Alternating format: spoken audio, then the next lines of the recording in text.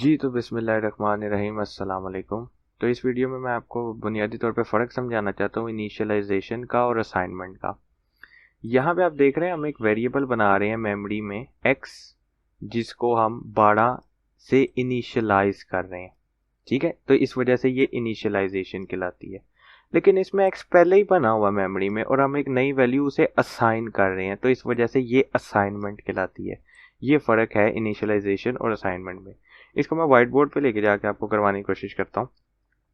Now जब हमने ये वाली स्टेटमेंट एग्जीक्यूट की ना, int x is equal to 12, ठीक है, तो क्या हुआ, मेमोरी में उसने देखा कि इस डेटा टाइप के साइज के मुताबिक जहाँ पे भी उसे फ्री स्टोरेज मिलेगा मेमोरी में, ठीक है, ये 4 बाइट्स होते हैं जनरली इसका साइज, तो उसको वो नाम देगा x और इसमें वैल्यू स्टोर कर देगा 12, ठीक है, क्योंकि हमने यहाँ पे 12 लिखा है। ये स्टेटमेंट ये करती है कि वो पहले मेमोरी में इस डेटा टाइप के मुताबिक फ्री स्टोरेज ढूंढती है, उसको नाम देती है ये, और उसको वैल्यू असाइन कर देती है ये।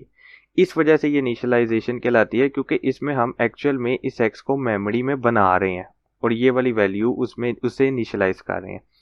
नाउ जब ये वाली स्टेटमेंट एग्जीक्यूट होती है ना, x इज इक्वल टू 100, ठीक है, तो इसमें चूंकि इस स्टेटमेंट में हमने x को बना दिया है, अब इसमें x बन नहीं रहा, इसमें सिर्फ x के अंदर जो पुरानी वैल्यू थी उसको हटा के यहाँ पे नई वैल्यू जो कि हमने यहाँ पे 100 दी है वो उससे असाइन किया जा रहा है। तो ये जो स्टेटमेंट है वो ये कर रही है कि ऑलरेडी जो x बना हुआ है मेमोरी में, ये उसकी पुरानी वैल्यू की जगह उसे नई वैल्यू असाइन कर रही है, इसीलिए ये कहलाती है असाइनमेंट, ठीक है, और ये कहलाती है इनिशियलाइजेशन। सॉरी स्पेलिंग गलत हो गए, इनिशियलाइजेशन, ठीक हो गया।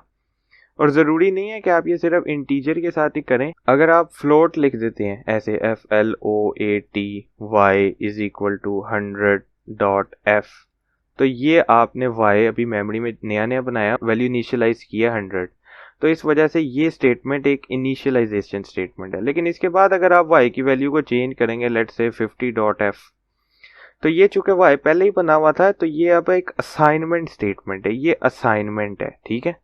तो ये चीज़ आपको आगे काम आएगी इनिशियलाइजेशन लिस्ट में जब आप मूव्स में करेंगे, और मूव सिमेंटिक्स वगैरह में जब आप कॉपी और मूव कंस्ट्रक्टर बनाएंगे, कि इनिशियलाइजेशन और जो है वो असाइनमेंट में फ़र्क क्या होता है। ये मैंने बुनियादी तौर पे आपको अभी समझा दिया, और ये हर डेटा टाइप में जो है वो लागू होती है। डबल भी बनाएंगे, जो पहली बार जब डबल बन रहा है और उसको वैल्यू से इनिशियलाइज कर रहे हैं तो वो इनिशियलाइजेशन है, और अगर एक वैल्यू ऑलरेडी बनी हुई है उसकी वैल्यू चेंज कर रहे हैं तो वो एक असाइनमेंट है। ये हर डेटा टाइप पे लागू होती है बात, ठीक है।